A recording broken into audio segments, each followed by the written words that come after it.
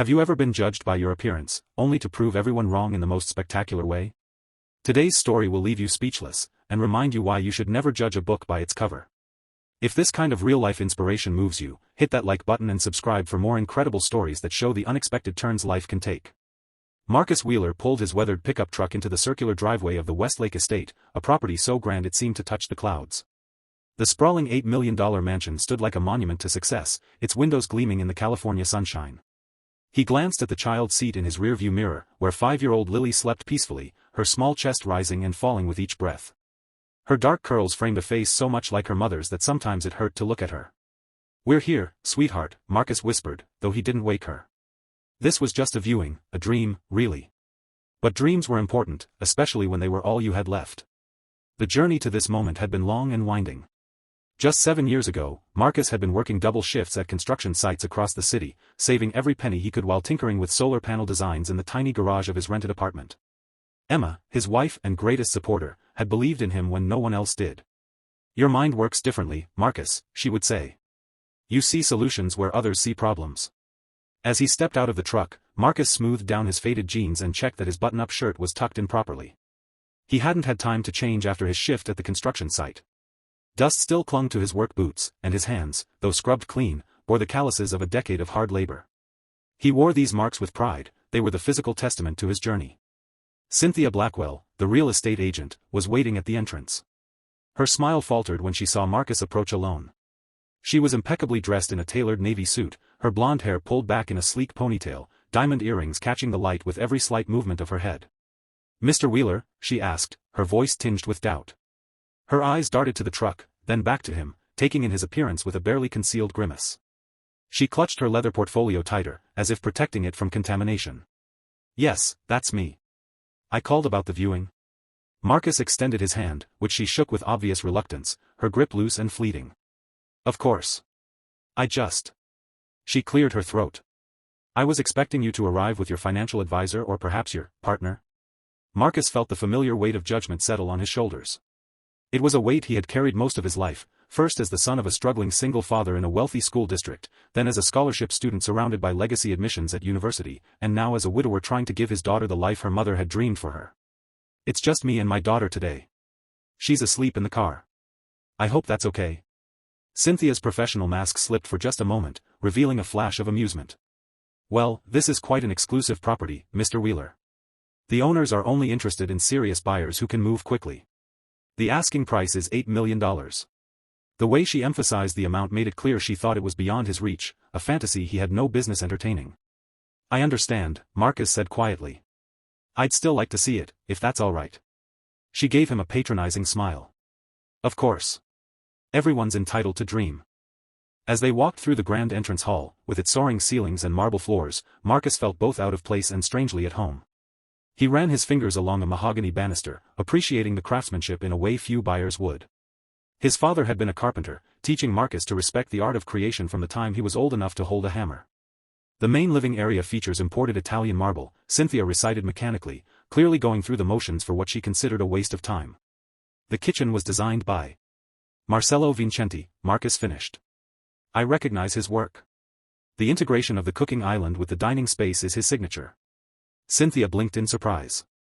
"You know architecture?" "I know craftsmanship," Marcus replied simply. "I've been in construction since I was 16.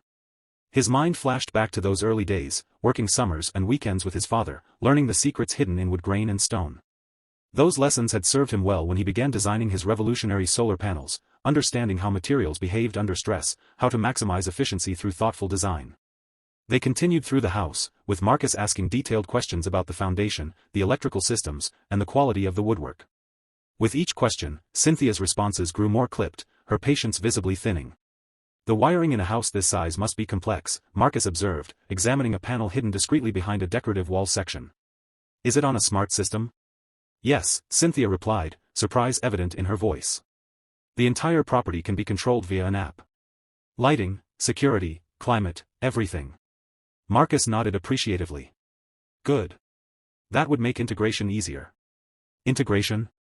Just thinking aloud, he said with a small smile. When they reached the master bedroom suite, with its panoramic views of the Pacific Ocean, Marcus stood silently for a long moment. The vast expanse of blue stretched to the horizon, meeting the sky in a seamless blend of azure. It was breathtaking, exactly the kind of view Emma had always dreamed of. Emma would have loved this, he said softly, almost to himself. Your wife? Cynthia asked, a hint of genuine curiosity breaking through her professional veneer. Marcus nodded. She passed away 3 years ago. Cancer. Lily was just 2. The memory of those final days in the hospital still haunted him. Emma, once vibrant and full of life, reduced to a shadow of herself, yet still thinking of the future, his future, Lily's future. Promise me you'll finish what we started, she had whispered one night, her hand frail in his. Promise me you'll show Lily that dreams come true if you work hard enough. Something in Cynthia's expression shifted, a flicker of genuine sympathy crossing her features, but before she could respond, Marcus's phone rang. He glanced at the screen and excused himself to take the call. Yes, Mr. Takahashi, I understand. Yes, the patents were finalized last week. The offer from Silicon Valley Ventures came in at $340 million. I agree, we should hold out for more. The technology is worth at least twice that, especially with the new applications we've discovered. Hiroshi Takahashi had been one of the first investors to believe in Marcus's vision. When banks and venture capitalists had shown him the door, Hiroshi had seen the potential in his designs and provided the seed money that allowed Marcus to build his first prototype. Now, Takahashi Industries was a major shareholder in Wheeler Innovations, though Marcus had maintained controlling interest.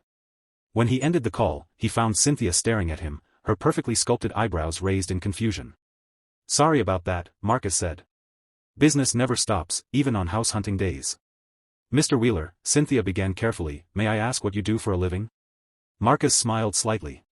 I told you, construction. But that call was about a company I started in my garage 8 years ago. We developed a new type of solar panel that's 3 times more efficient than anything on the market. I still work construction because I love it. It keeps me grounded.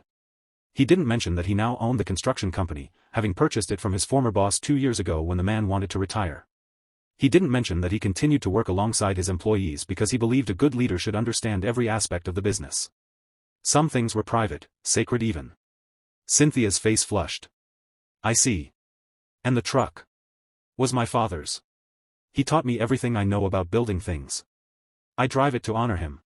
His father had passed away just months before Emma's diagnosis, a 1-2 punch that had nearly broken him. The old Ford F-150 was one of the few tangible connections he had left to the man who had raised him alone after his mother abandoned them when Marcus was just 4. They completed the tour in silence, Cynthia now watching Marcus with new eyes as he examined the property with the careful attention of someone who understood its true value. He noted the quality of the insulation, the positioning of the house to maximize natural light, the thoughtful layout that would allow for privacy while maintaining a sense of openness. When they returned to the entrance, Marcus checked his watch. I should get back to Lily. She'll be waking up soon. Of course, Cynthia said, her tone now deferential. Shall I send you the additional information about the property? Perhaps schedule a second viewing with your financial advisors? Marcus looked out toward his truck, where his daughter still slept peacefully. In that moment, he made a decision. Emma had always said that when you find what you're looking for, you shouldn't hesitate. Life was too short for second-guessing. That won't be necessary. Oh. Disappointment flashed across Cynthia's face. I understand if this isn't quite what you're looking for. It's exactly what I'm looking for, Marcus interrupted. I'll take it. Cynthia froze. I'm sorry. I'll buy the house. Full asking price, in cash. My lawyer can have the paperwork ready by tomorrow morning. A startled laugh escaped Cynthia's lips before she could stop it. Mr. Wheeler, I don't think you understand. This property is $8 million. Marcus reached into his pocket and pulled out his phone. With a few taps, he showed her his banking app. Cynthia's eyes widened as she saw the balance, $247,893,451.26.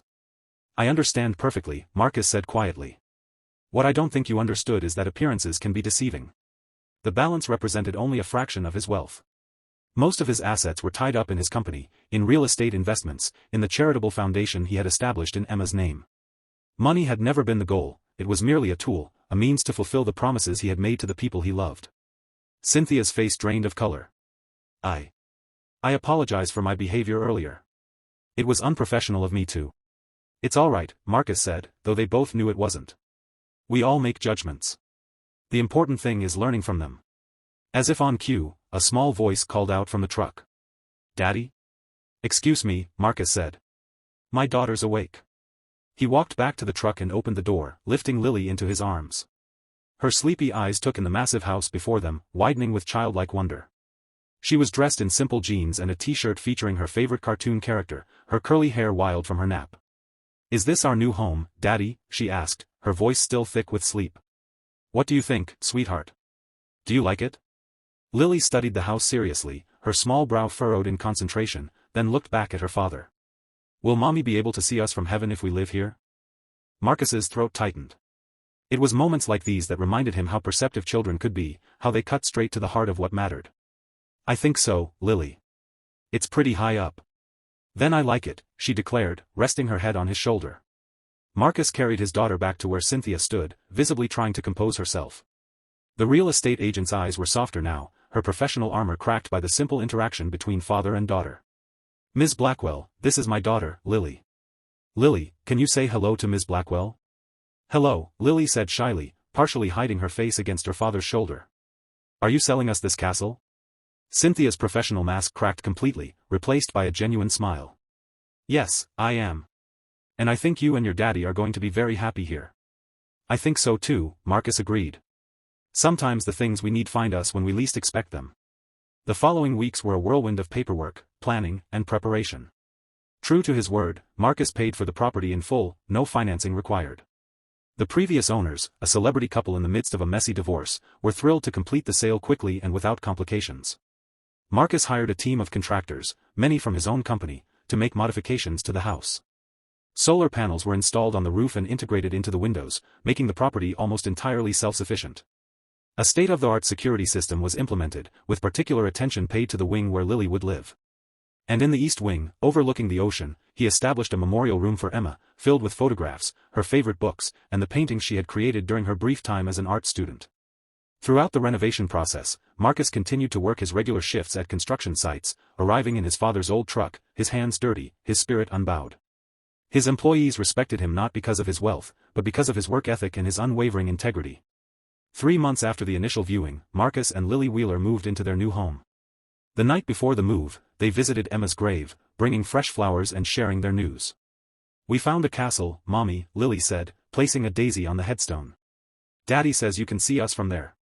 Marcus knelt beside his daughter, his hand on her small shoulder. "We did it, Em," he whispered.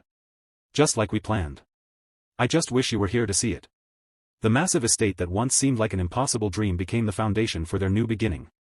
Marcus converted part of the property into a research facility for his company, creating jobs for dozens of local workers, many of whom came from backgrounds similar to his own. Young engineers with brilliant minds but limited opportunities found a home at Wheeler Innovations, their talents nurtured, their future secured. Lily thrived in their new environment. Marcus enrolled her in a progressive school that emphasized creativity and critical thinking, values Emma had cherished. In the evenings, they would walk along the beach below their property, collecting shells and talking about her mother. "Daddy, did Mommy know you would be rich one day?"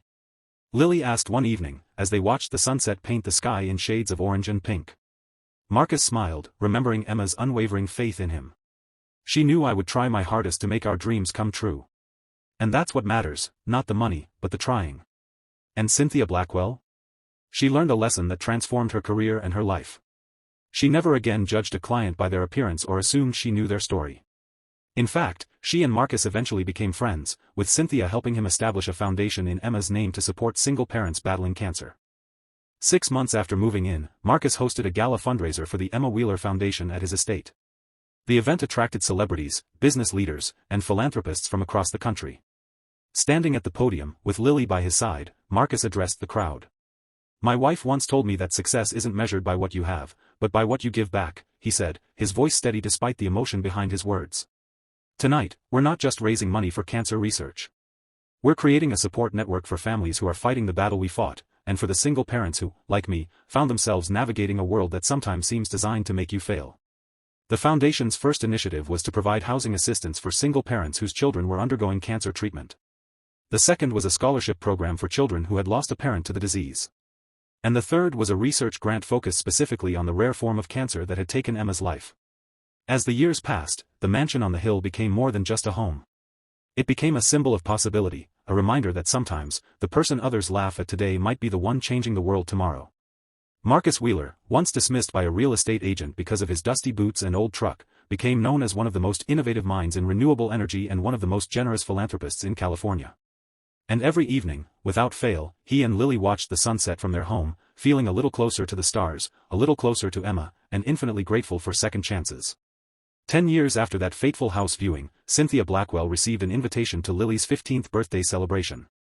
Now running her own real estate agency with a philosophy centered on respect and equality for all clients, Cynthia had remained part of the Wheelers' extended family. At the party, she found Marcus standing alone on the terrace, watching as Lily, now a poised teenager with her mother's.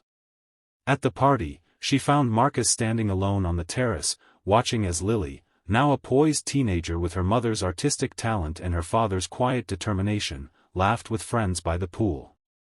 "She's grown into an amazing young woman," Cynthia said, joining him at the railing. Marcus nodded, pride evident in his eyes. "Emma would be so proud of her." "And of you," Cynthia added. "What you've built here, what you've accomplished, it's extraordinary." Marcus smiled, thinking back to that first day when Cynthia had barely hidden her disdain for the dusty construction worker who dared to dream of an $8 million mansion. "You know," he said thoughtfully, "that day you showed me this house changed everything. Not because of the property itself, but because it reminded me of something Emma always said." "What was that?" Cynthia asked. "That the greatest satisfaction in life comes from proving people wrong by succeeding, not by telling them they were wrong." He looked out at the horizon, where the sun was beginning to set in a blaze of golden light. "I never wanted to be rich for the sake of being rich. I wanted to create something meaningful, something that would make a difference." As the celebration continued into the evening, Marcus found himself reflecting on the journey that had brought him here. From the tiny garage where he'd built his first prototype to the cutting-edge research facility that now employed hundreds. From the grief-stricken widower struggling to raise a daughter alone to the man who had channeled his pain into purpose. The mansion that had once seemed like an impossible dream had become not just a home, but a haven for innovation, philanthropy, and healing. And the real estate agent who had laughed at him had become one of his most steadfast allies in changing the world for the better. If this story touched your heart, remember to like this video and subscribe to our channel for more incredible true stories that remind us all of the power of resilience, the danger of assumptions, and the beautiful unpredictability of life. Share in the comments a time when someone underestimated you. We'd love to hear your story of triumph.